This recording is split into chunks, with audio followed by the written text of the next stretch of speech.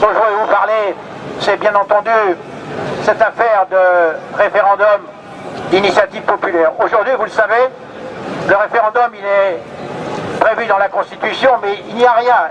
C'est pas un référendum d'initiative populaire, c'est le président ou le législatif qui nous l'impose.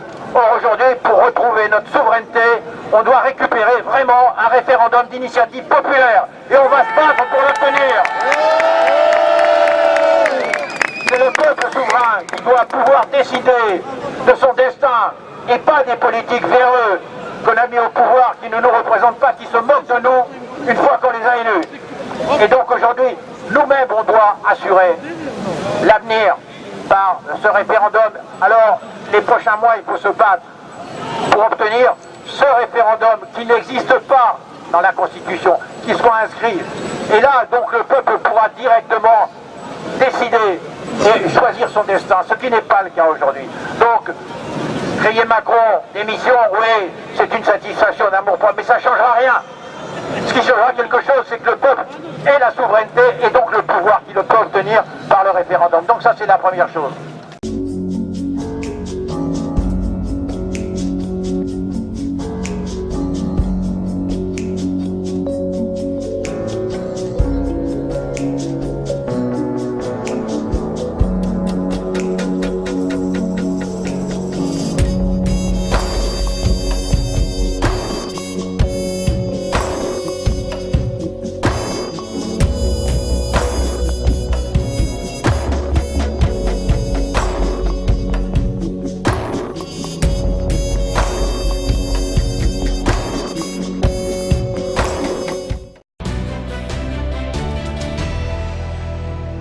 Bonjour Étienne Chouard. Bonjour.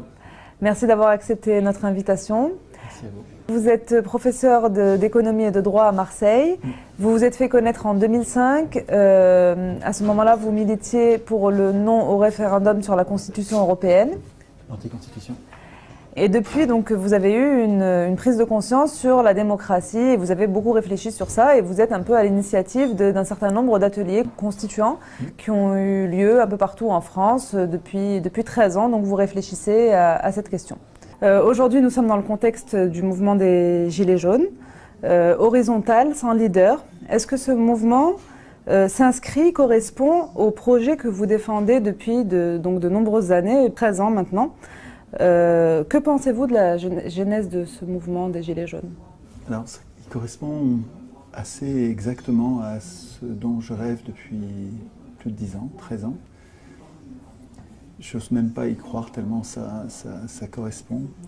Les humains opprimés, les plus maltraités, se lèvent et se révoltent contre ceux qui les maltraitent. Et ils le font spontanément, sans chef, en faisant très attention à la représentation, en faisant d'emblée, presque comme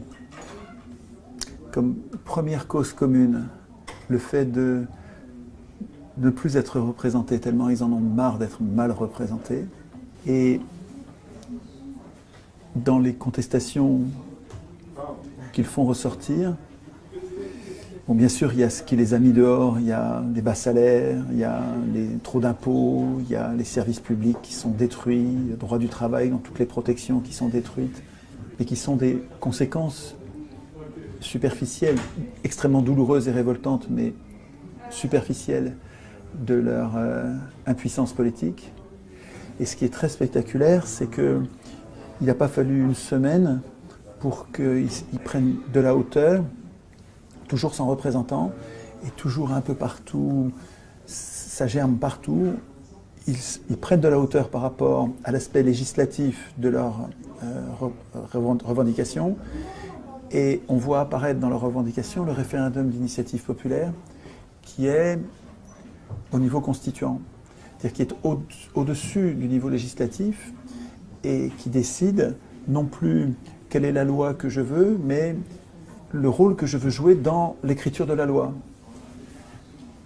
Et ça, c'est historique, c'est extrêmement important que les gens à la base ne se préoccupent pas seulement des conséquences de leur impuissance politique, mais prennent de la hauteur et comprennent et réfléchissent aux causes de leur impuissance politique. Et ça, je trouve ça littéralement enthousiasmant. Alors, ça ne se passe pas exactement partout, ça ne se passe pas sans difficulté. Dans la liste de leurs revendications, il y a encore qui est très intéressante. Hein.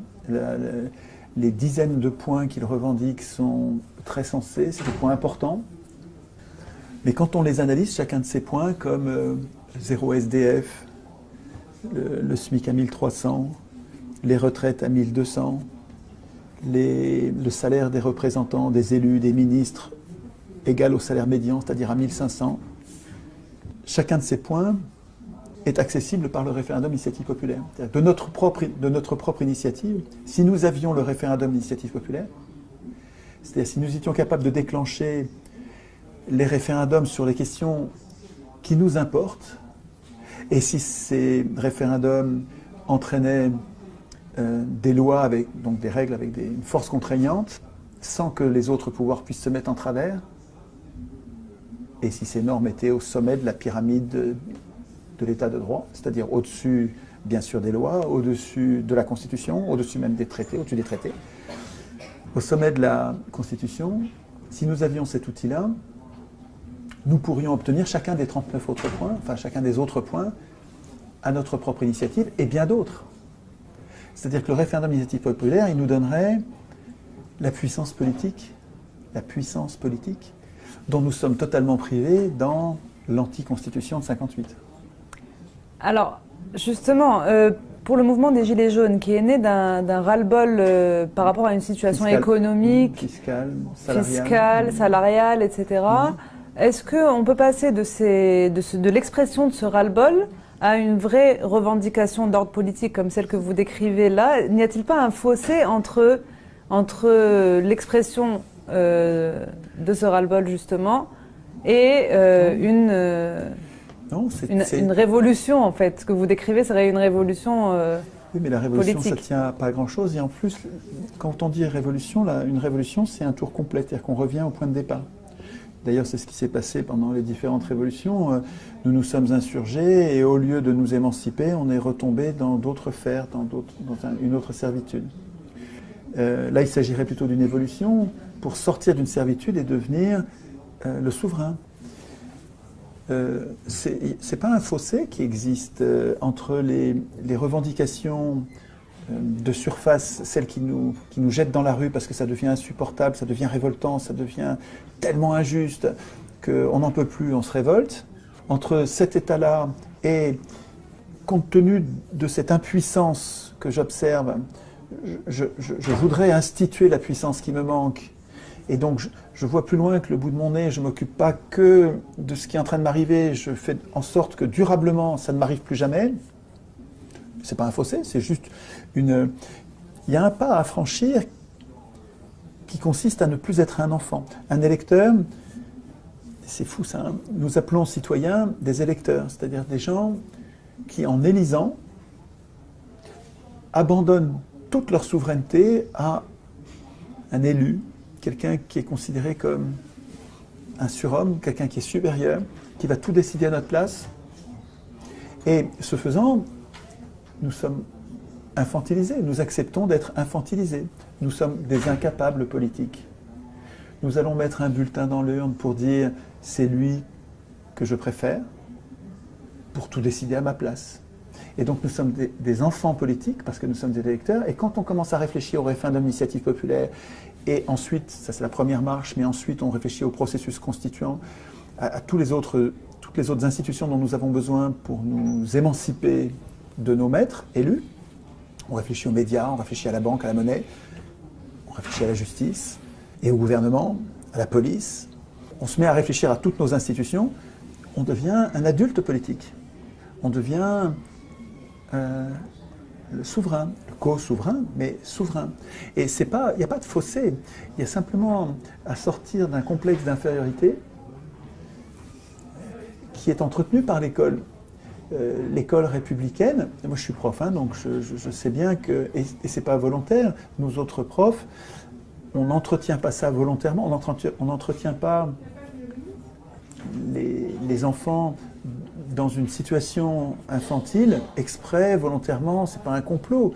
C'est parce que nous avons été formés nous-mêmes comme ça que nous pensons que la démocratie c'est l'élection c'est la démocratie, ce qui est une erreur profonde. L'élection est antidémocratique. L'élection, ça n'est pas le vote. Il ne faut pas confondre élire et voter. Élire, c'est renoncer à voter. Quand j'élis un candidat, je dis c'est toi qui vas voter toutes les lois à ma place. Donc je ne voterai pas. Quand j'élis, je renonce à voter. Il faut qu'on fasse attention à ne pas confondre ces deux mots. Parce que le gouvernement représentatif fonde tout le système de domination parlementaire sur l'élection. Et nous, si nous voulons nous émanciper de ces maîtres, puisque les élus sont élus par les riches, on pourra en reparler tout à l'heure, si on veut s'en émanciper, il faut qu'on devienne des citoyens. Et la citoyenneté, la démocratie va reposer sur le vote et pas sur l'élection. Nous voudrions voter nous-mêmes nos lois, commune par commune, département par département, région par région, au niveau national. Nous voudrions participer à l'élaboration du droit auquel nous voulons obéir, auquel nous consentons à obéir, comme des adultes. C'est vrai qu'au début, il y a une espèce de complexe d'infériorité. On se dit, mais je n'y connais rien, je ne sais même pas ce que c'est que je ne l'ai jamais lu, la Constitution. Alors je leur dis, mais regardez, achetez-la, la Constitution. Ça vaut 4 €. Faites l'investissement, vous allez voir. Ça s'appelle Constitution de la République française. Ça n'est pas une constitution, c'est une anti-constitution. En fait, c'est une constitution, ça devrait être une protection. On devrait être protégé contre nos représentants, contre les abus de pouvoir de nos représentants avec ce texte. Et en fait, ce texte est une prison. Ce texte nous interdit de faire quoi que ce soit contre nos représentants. Nos représentants font exactement ce qu'ils veulent, nous ne pouvons rien. La seule chose qu'on pourrait faire, c'est de ne pas les réélire. Mais en fait, quand vous dites ben, « je ne réélirai pas la crapule A », vous allez avoir comme choix uniquement la crapule B. Et quand la crapule B vous aura insupporté après un nouveau mandat, vous n'aurez le choix qu'à revenir à la crapule A. En fait, ce sont des faux choix qui sont dans l'élection. Et la Constitution, enfin l'anti-constitution de 58, mais c'est comme ça partout dans le monde, il n'y a pas qu'en France. Et puis c'est pas la première, il y en a eu d'autres avant. Ça fait 200 ans que ça dure. Ça fait 200 ans que les élus ont pris le contrôle du processus constituant et ne veulent pas le lâcher. Et nous leur laissons. Il faut dire aussi qu'ils le font parce que nous les laissons faire. Comme nous ne sommes pas entraînés à écrire la Constitution, on complexe, on a peur de mal écrire, on a peur de faire des bêtises, et donc on les laisse, on accepte d'élire l'Assemblée constituante. Et alors ce qui est très intéressant dans les mouvements des Gilets jaunes, c'est que comme ils partent d'un ras-le-bol de la trahison, ils partent d'une exaspération des mensonges des politiciens et de cette injustice crasse qui consiste à tout donner aux riches et tout retirer aux pauvres. Et ça prend un rythme ces dernières années qui devient humiliant. Exaspérés de cette manière, les Gilets jaunes partent avec un a priori absolument hostile à la représentation. Et ça, c'est excellent pour démarrer un processus constituant. Ce qui se passe dans les Gilets jaunes, là, sur chaque péage, et ça pourrait être dans chaque commune, ce qui se passe, c'est les premiers pas du processus constituant qui concernent forcément, il faut commencer par ça, la représentation. Donc, comment on les désigne, comment on les contrôle, alors, quel mandat on leur donne.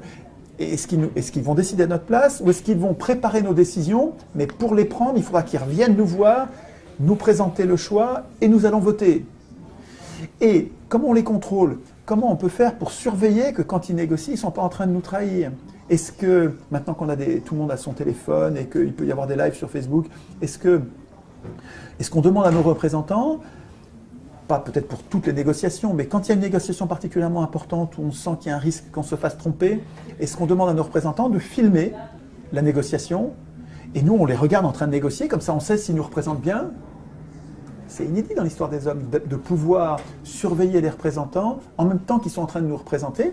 Et puis comment on les punit, comment on les révoque quand on trouve qu'il est en train de nous trahir, comment on fait pour les dire « Non, non, reviens par ici, on n'avait pas dit que tu dirais ça, on va en mettre un autre à la place ». Et tant qu'ils n'ont pas de représentants, ils sont insaisissables, donc ils sont invulnérables. En plus, ils sont extrêmement déterminés. Quand vous allez voir sur les ronds-points et sur les péages, mais vous n'allez pas leur en faire à croire. Hein. Ils vont pas lâcher, ils tiendront Noël, ils sont là la nuit, ils sont là quand il pleut. Ils sont incroyablement déterminés et ils ne veulent pas de représentants. En tout cas, ils ne veulent pas envoyer quelqu'un qui va décider à leur place. Je sais que vous êtes très méfiant quant à l'idée ou à l'image du leader. Ouais. C'est quelque chose dont vous vous méfiez parce que vous dites que le pouvoir, forcément, on en abuse. Le pouvoir corrompt et donc, au bout d'un moment, ça va mal finir. Oui. Et est-ce que la figure du leader est forcément mauvaise? Je vois bien qu'il y a des leaders qui sont meilleurs que d'autres et que tous les leaders ne sont pas équivalents. À mon avis, on peut avoir un représentant, on peut avoir même un leader si on a écrit nous-mêmes les règles qui nous permettront de le surveiller et de nous débarrasser de lui si nous estimons qu'il nous trahit. L'aporie, la difficulté apparemment insurmontable, c'est que nous savons, quand nous sommes un petit nombre, nous n'avons pas besoin de représentants. On peut voter nous-mêmes nos lois en face à face directement, comme à Athènes. Mais quand on est des millions, on va avoir besoin de représentants. Mais l'histoire nous montre les trahisons quasiment permanentes, quasiment systématiques. Nous sommes trahis par nos représentants. Donc, on a besoin de représentants, mais on sait que mécaniquement, c'est par là qu'on va être trahi. Et comment est-ce qu'on peut avoir ces représentants sans être trahi, ou en ayant une moindre chance d'être trahi? Il me semble que c'est avec des citoyens constituants. Pas avec une constitution. La constitution ne suffit pas à nous protéger. Il faut des soldats pour appliquer cette constitution. Il faut des soldats démocratiques, je veux dire, hein, ce n'est pas une question d'armes. Il faut des citoyens vigilants qui soient capables de penser la représentation avant qu'elle n'ait lieu, et ensuite, pendant la représentation, qui soient capables de vérifier, d'être vigilants sur la façon dont ils sont représentés. Et le manque de structuration des Gilets jaunes actuels, qui fait peut-être sa force dans un premier temps. Sa force parce que ça le rend insaisissable. Est-ce que ça peut perdurer ou est-ce que ça va finir par devenir une faiblesse? Je ne sais pas, on ne peut pas prédire l'avenir, mais par contre, il y a quelque chose que les mouvements antérieurs au XXe siècle, au XIXe siècle n'avaient pas, c'est l'Internet. Avec l'Internet, on a une capacité à communiquer entre nous qui ne rend pas le mouvement homogène, mais qui permet à une bonne idée de se répandre beaucoup plus vite que ça n'a jamais été le cas. Alors qu'il y a une très grande surface géographique qui est couverte, il y en a partout dans le pays, mais grâce aux réseaux sociaux, nous arrivons à nous passer le mot et à répandre une bonne idée à une vitesse historique, inédite. Et ça permet de faire monter le niveau d'exigence et le niveau de vigilance démocratique historique, je crois. Et vraiment, ce que je vois, alors, hier encore, j'étais sur un péage, là, près de chez moi, mais c'est enthousiasmant, ça fout la chair de poule, c'est très... Enfin, pour moi qui travaille là-dessus depuis tant d'années, de les voir en train de se révolter, de faire très attention au pouvoir, et quand je leur parle de processus constituant, de référendum d'initiative populaire, qu'il faut absolument que ce soit eux qui l'écrivent, et que c'est leur cause commune en fait, que la cause commune des humains sur Terre, c'est d'instituer eux-mêmes leur puissance politique. On a plein d'intérêts convergents, divergents, il y a de tout. Il y a plein de raisons de nous disputer, et plein de raisons de tomber d'accord. Et ces sujets sont tellement multiples que c'est une faiblesse pour nous. Ça nous empêche de faire corps. Ce dont on a besoin, c'est d'une cause commune. Et il faut qu'elle soit bien choisie. Si on se trompe de cause commune, elle ne va pas être vraiment commune et ça ne va pas marcher. Cette cause commune, c'est nous devons instituer nous-mêmes notre puissance populaire, notre puissance politique. Le contraire de ça. La Constitution, c'est une anti-constitution qui fabrique la puissance des élus et qui fabrique l'impuissance populaire. Les gens sont prêts à devenir constituants comme un adolescent qui en a marre d'obéir à ses parents est prêt à devenir un adulte en disant « j'ai toujours obéi, toute ma vie j'ai obéi, c'est vrai. Et là ça va changer, je ne vais plus t'obéir, papa et maman, je ne vais plus vous obéir, je vais en faire qu'à ma tête. » Et le référendum d'initiative populaire existe en Suisse. Alors, est-ce que la Suisse est un pays hautement démocratique Excellente question. Ouais. Effectivement, le référendum d'initiative populaire existe dans de nombreux pays. Enfin, oui, non, pas nombreux, dans plusieurs pays. La Suisse, l'Italie, l'Autriche, mais l'Autriche, il n'a pas de force contraignante. Les États-Unis, le Venezuela et quelques autres. Et pourtant, ce n'est pas le paradis. Donc ça ne suffit pas. Mais ce qu'il faut comprendre, c'est que le référendum d'initiative populaire dans chacun de ces pays est complètement borné par des tas de garde-fous. Les fous, c'est nous. C'est-à-dire que par exemple en Italie, un référendum d'initiative populaire est prévu à l'exception des lois fiscales. Nous ne pouvons pas opiner de notre propre initiative sur le montant des impôts, la répartition des impôts, l'utilisation des impôts. Eh bien oui, attends, justement, c'est justement là-dessus qu'on aurait voulu opiner. Donc on n'est pas obligé de mettre les mêmes garde-fous. Donc il faudra qu'on ait des débats, mais c'est des débats constituants, c'est-à-dire qu'on ne raisonne plus sur qu'est-ce qu'on va faire au niveau législatif. On va pas raisonner. Quand on est au niveau constituant, on ne réfléchit pas sur quel est le niveau du SMIC, quel est le... on veut plus de SDF, tout ça c'est très important. Hein. Qu'est-ce qu'on fait pour le nucléaire, qu'est-ce qu'on fait pour... alors je prends les sujets très clivants, qu'est-ce qu'on fait pour l'avortement, qu'est-ce qu'on fait... Tous ces sujets-là sont législatifs, il y a des choix de société à faire loi par loi. Ce dont il est question là, c'est une réflexion constituante. Comment va-t-on... Qui va voter les lois ? Quand les Gilets jaunes s'approprient le référendum d'initiative populaire, au lieu de s'en tenir à moins d'impôts, plus de salaires, rétablissez les services publics, au lieu de ça, ils s'occupent d'instituer leur puissance, ils ont changé de niveau en fait, ils sont en train de devenir constituants. Référendum d'initiative populaire, c'est la première marche, et juste après, ils vont s'occuper des médias, de la monnaie, du reste. Et à mon avis, ce qu'ils devraient faire, c'est... Pour obtenir quelque chose, là ils sont trop dispersés, 40 ou 60, je crois qu'il y en a une quarantaine de revendications qui sont toutes très intéressantes, mais qui sont des revendications législatives. Il y en a une au milieu qui est le référendum d'initiative populaire. Elle est constituante. Les autres sont législatives. Au lieu de ça, puisque toutes ces revendications, ils les obtiendraient eux-mêmes avec le référendum d'initiative populaire. Et qu'ils en obtiendraient même encore plus, puisqu'après, une fois que tu as le référendum d'initiative populaire, en toute matière, et avec une force obligatoire, ça continue. Même ce qu'on n'a pas écrit dans la liste, on peut l'obtenir référendum par référendum. Les Gilets jaunes, à mon avis, devraient concentrer leur puissance, parce qu'ils sont très puissants en ce moment. Ils devraient concentrer leur puissance sur deux mesures. Une qui règle leur problème immédiat de pouvoir d'achat, parce que c'est insupportable de vivre avec... Sur les ronds-points, vous voyez des gens qui vivent avec très peu de choses. C'est poignant. C'est absolument... On se demande, on comprend qu'ils restent dehors, parce qu'il y a... C'est très dur ce qu'ils vivent. Vraiment, c'est normal qu'ils luttent. Et donc, il peut y avoir une des deux mesures qui sert à régler leurs problèmes. Alors, je pensais d'abord à augmenter le salaire minimum. Mais il y a plein d'entreprises des petites entreprises qui ne vont pas supporter, qui vont mourir. Alors qu'il y a un autre moyen plus simple qui consiste à mettre une TVA zéro sur tous les produits de première nécessité. L'alimentation, l'électricité, l'eau. Il faudrait qu'il y ait une liste. Donc, première mesure, exiger des gilets et non négociable. On veut la TVA zéro sur une liste de produits que voilà.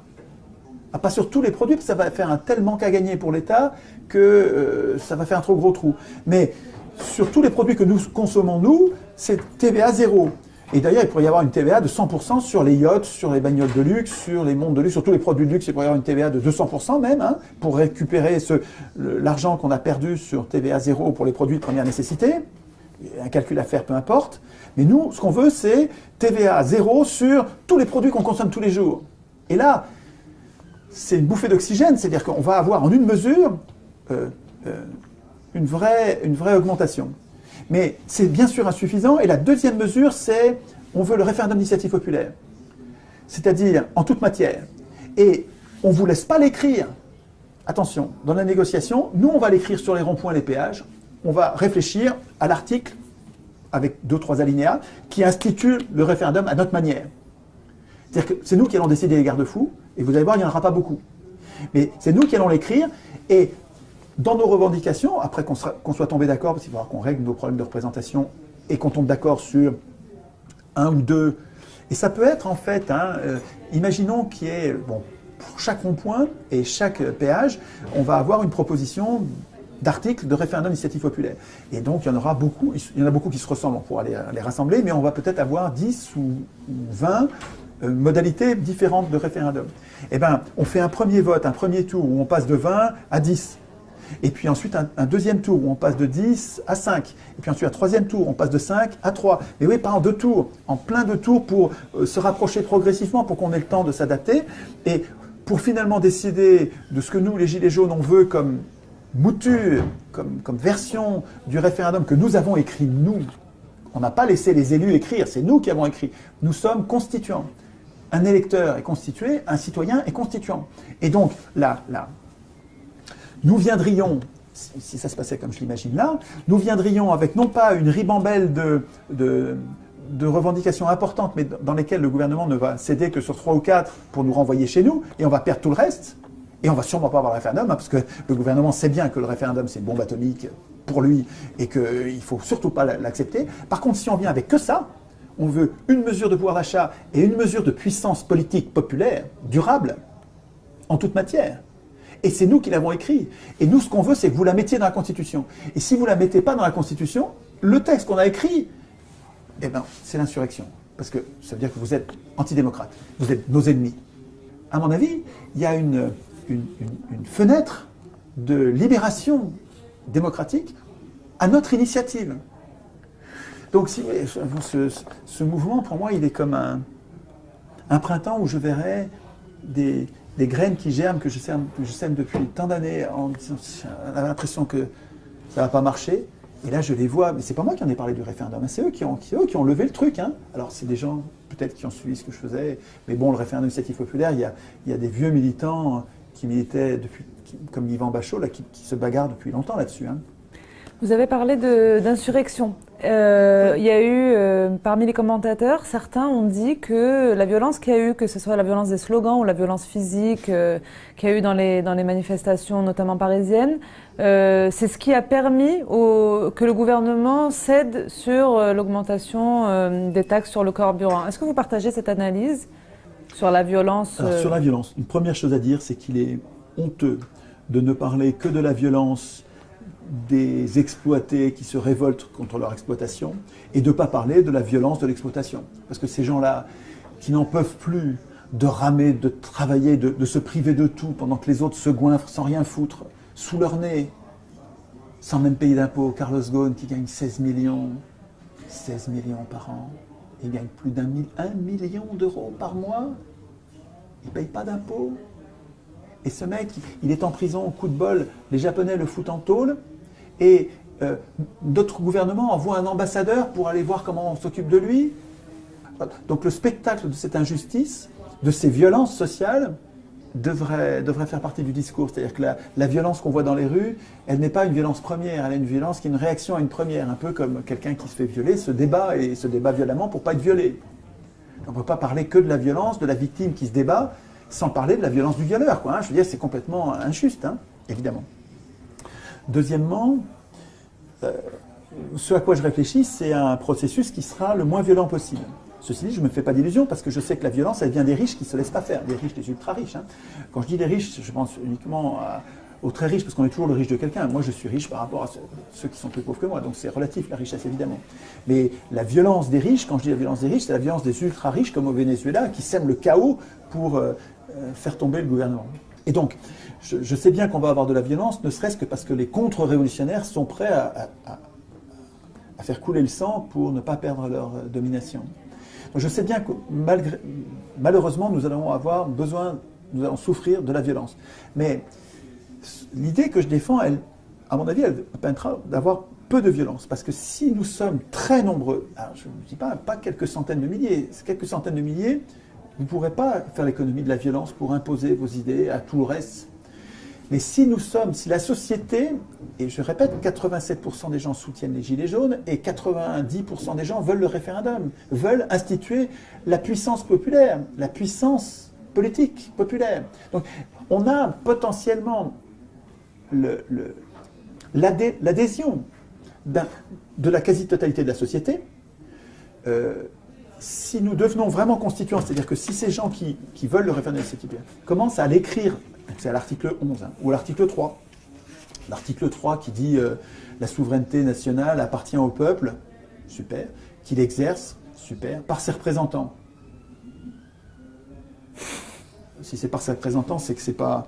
Bon, je le barre, ça. Qu'il exerce par la voie du référendum d'initiative populaire en toute matière. La souveraineté nationale appartient au peuple. Donc, si les gens qui veulent le référendum d'initiative populaire se mettent à prendre l'anticonstitution et à écrire eux-mêmes leur puissance politique, on va être une armée qui sera tellement nombreuse que la police, elle tire sur quelques milliers, mais elle ne tire pas sur tout le monde. La police, elle va retirer les casques, elle va venir avec nous, elle va dire « Ok, on le fait ». Et donc là, il n'y aura pas de violence. Quelques violences, mais peu, quoi. Donc, si vous voulez, j'ai peur de la violence aujourd'hui parce que c'est trop tôt, on n'est pas encore constituant. Et c'est tout près, là. Ce que je vois sur les ronds-points et les péages, c'est que c'est en train de se faire. À mon avis, ce n'est pas des années, c'est même pas des mois qu'on va attendre. C'est en train de se faire, là. Étienne Chouard, merci beaucoup d'avoir accepté notre invitation et d'avoir répondu à nos questions. À très bientôt. Merci à vous.